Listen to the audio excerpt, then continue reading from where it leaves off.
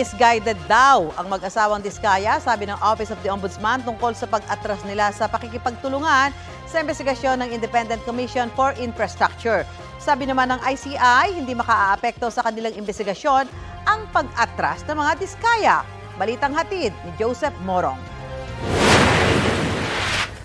Ma'am, comment lang po ma'am, about sa BIR ma'am.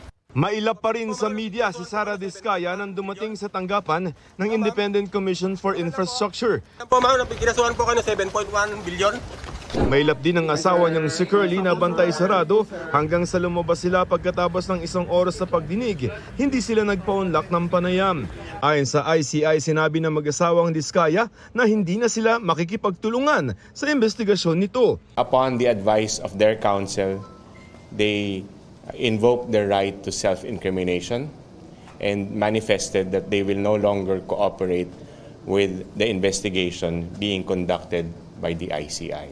Ayon sa abogado ng mga Diskaya, inakala ng mag-asawa na mas malaki ang tsansa nila maging state witness kung makikipagtulungan sa ICI. Pero anila, sinabi raw ni ICI member Rogelio Singson sa isang panayam na sa ngayon ay walang qualified maging state witness.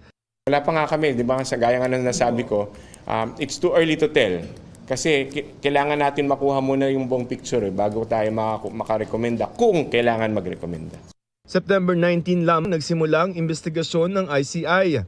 Ayon sa Independent Commission for Infrastructure o ICI, hindi raw makakaapekto sa investigasyon na kanilang ginagawa ang hindi pakikipagtulungan ng mga Diskaya. Nasa 16 na mga resource persons ang naipatatawag ng ICI at nakapagsumite na rin naman daw ng kanilang mga affidavit ang dalawa. Ayon sa Office of the Ombudsman, misguided o mali ang gabay sa mga Diskaya. Pakikipagtulungan sa gobyerno anila ang tanging magagawa ng mag-asawa. Hindi naman nakaharap sa ICI si dating Public Works Undersecretary Roberto Bernardo dahil daw sa sakit. Na-hospital naman itong Lunes pero balik Senate detention na ulit si dating DPWH District Engineer Henry Alcantara. Isa si Alcantara sa mga sinampahan ng DOJ ng reklamang graft sa Ombudsman dahil sa umano'y ghost project sa Bulacan. Kasama rin ng mga dating Assistant District Engineers na sina Bryce Hernandez at JP Mendoza. Sabi ng abogado ng dalawa, umaasa silang kikilalanin ng DOJ na essential ang kanilang testimonya at iko-konsidera sila bilang state witness. 16 pang personalidad ang pinadadagdag ng ICI sa Immigration Lookout Bulletin. Sinisika pa namin silang hinga ng pahayag. Sa gitna ng mga investigasyon, naniniwala si Pangulong Bongbong Marcos na hindi aabot sa Malacanang ang mga alegasyon kaugnay ng flood control projects. Well, I'm confident because I know what we did or did not do.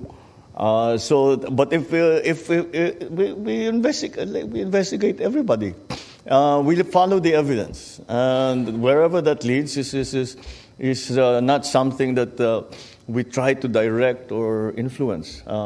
That's why we have the ICI. Ang Pangulo ang nag-ungkat sa flood control project sa kanyang zona noong Hulyo. Nasundan niya ng magkakahiwalay na investigasyon pero makalipas ang ilang buwan, wala pa ring napapanagot. Joseph Morong nagbabalita para sa GMA Integrated News.